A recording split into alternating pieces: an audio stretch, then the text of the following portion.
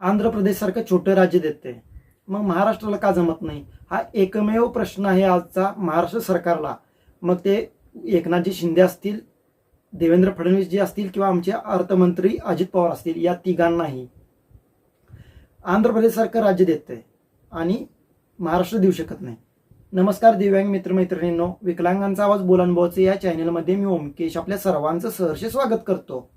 आंध्र प्रदेशसारखं राज्य देतंय आणि महाराष्ट्राला द्यायला जमत नाही, तर हे असं का?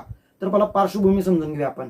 पूर्ण भारतात आपलं महाराष्ट्र राज्य हे दुसऱ्या नंबरवर येते दिव्यांगांच्या लोकसंख्येमध्ये आणि चौथ्या नंबरवर येते आंध्र प्रदेश.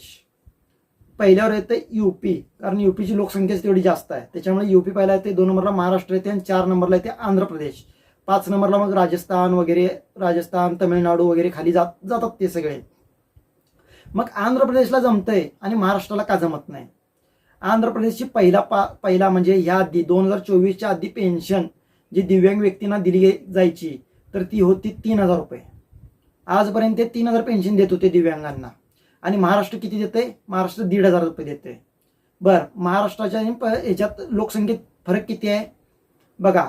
महाराष्ट्राची 11 कोटी आहे लोकसंख्या आणि आंध्र प्रदेशची आहे 5 कोटी. 5 कोटी म्हणजे निम्मे आहे. मग निम्मे असून सुद्धा आपल्याला निम्मेच मिळते पेन्शन. म्हणजे त्यांना 3,000 मिळत होती तर आपल्याला 1,500 मिळते आत्ता. तर मग आता तसंच हाच जर नियम लागू असेल तर आंध्र प्रदेशने आता 6,000 पेन्शन केले, तर मग आमची पण 3,000 पेन्शन का करू नये तुम्ही? हा प्रश्न होता. कारण आता अधिवेशन येते, 28 तारखेला अधिवेशन आहे. 28 तारखेला अर्थसंकल्प मांडला जाणार आहे.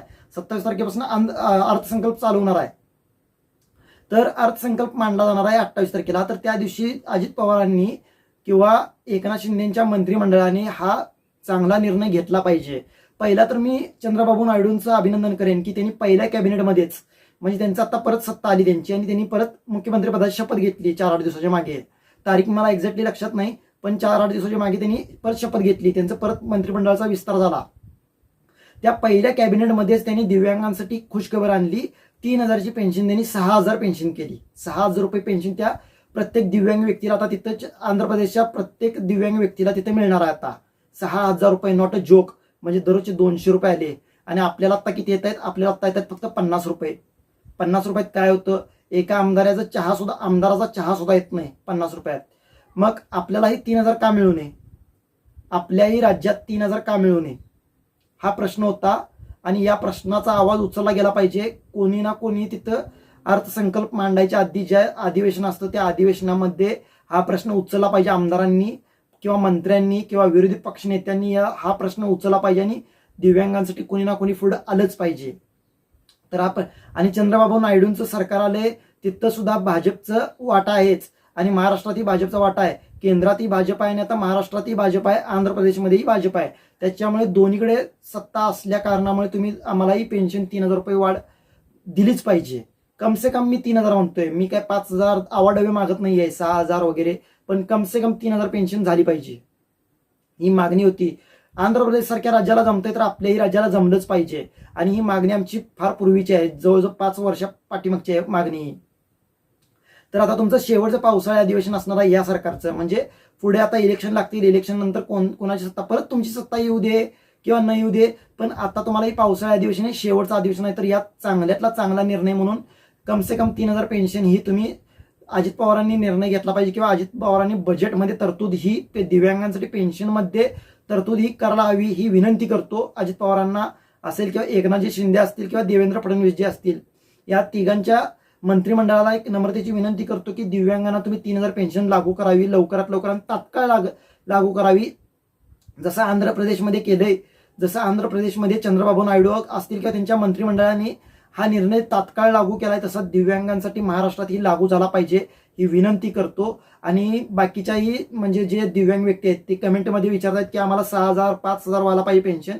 तर तुम्ही योग्य ती मागणी करा. डायरेक्ट एवढी वाढत नसते, कमसे कम डबल तर होऊ शकते. म्हणजे 1,500ची 3,000 होऊ शकते, कारण चंद्रबाबू नायडूंनी ती करून दाखवले. तसंच आपल्या महाराष्ट्रातल्या राज्यातल्या मुख्यमंत्र्यांनी म्हणजे एकनाथजी शिंदेंनी हे करून दाखवावं ही विनंती करतो. ही विनंतीच आहे, मी विनंतीच करतो आणि प्रत्येक दिव्यांग व्यक्तीला सांगू इच्छितो की तुम्ही या मागणीसाठी जोर धरून ठेवा आणि हा व्हिडिओ जास्तीत जास्त लोकांपर्यंत पसरवा. त्याचा फोटो जो आहे, जे याचा काय म्हणतात त्याला, आपलं आंध्र प्रदेशच्या ज्या GR निघालेला आहे त्याचा GRची एक माझ्याकडे फोटो आहे. तो फोटो या व्हिडिओमध्ये जोडला जाईल. तो फोटो स्क्रीनशॉट मारून तुम्ही बघू शकता. मी हवेत बोलत नाहीये, तशी बातमी आलेली आहे म्हणूनच आपण बोलतोय हा व्हिडिओमध्ये.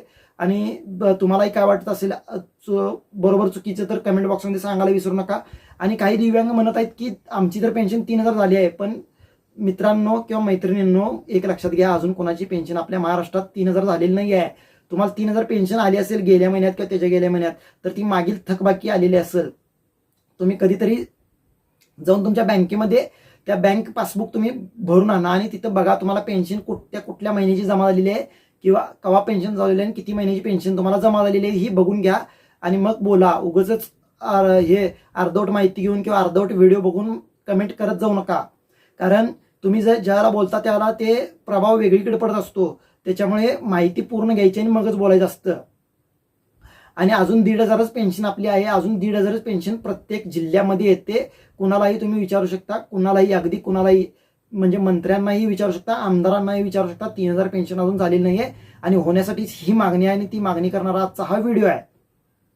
तर असे चुकीचे कमेंट टाकू नका की आम्हाला तर 3,000 मिळते, तुम्हाला 3,000 मिळत नाही. दादांनो, मित्रांनो किंवा मैत्रिणी असतील तुम्हाला अजून 3,000 पेन्शन मिळत नाही. मागील थकबाकी म्हणजे मागील एखादा हप्ता तुमचा चुकला असेल तर तो आला असेल. त्याच्यामुळे असे हप्ते येत नाहीत हे परत एकदा सांगतोय. आणि अजित पवार, देवेंद्र फडणवीस असतील किंवा आमचे मुख्यमंत्री एकनाथजी शिंदे म्हणतात की सर्वसामान्यांचं सरकार आहे, तर सर्वसामान्यांसाठी निर्णय हा उत्तम निर्णय घेतला पाहिजे आणि अभिनंदनास पात्र ठरला पाहिजे तुम्ही. आणि परत एकदा चंद्रबाबू नायडूजींचं मी अभिनंदन करतो, त्यांच्या मंत्रिमंडळाचं अभिनंदन करतो की त्यांनी उत्तम निर्णय घेतला आणि दिव्यांगांना न्याय देण्याचा प्रयत्न केला आहे. जरी 3,000 पेन्शन झाली तरी दररोज 100 रुपये येणार आहेत आणि 100 रुपयात ही दिव्यांगाचं भागत नाही, पण त्यातल्या त्यात त्याला थोडं हातभार लागू शकतो. यासाठी आम्ही 3,000 पेन्शन मागतोय. त्याच्यामुळे येत्या 2024च्या पावसाळी अधिवेशनामध्ये दिव्यांगांसाठी 3,000 पेन्शन होईल ही आशा धरतो आणि थांबतो. जय महाराष्ट्र, जय दिव्यांग.